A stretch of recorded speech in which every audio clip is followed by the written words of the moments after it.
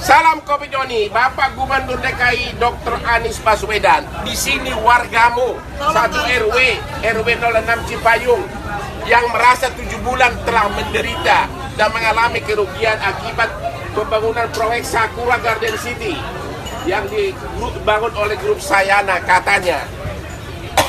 Tolong Bapak periksa apakah ada dugaan tersebut. Kalau memang ada dugaan kerugian, tentu Bapak Gubernur berwenang menghentikan proyek tersebut. Kalau memang ada bukti, bagaimana?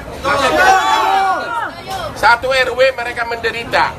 Tolong diperiksa. Kami belum menuduh, hanya mohon diperiksa karena ini satu RW datang ke Kopi Joni Sakura Garden City di Cipayung ya. Salam Kopi Joni. Salam. Pak, makasih.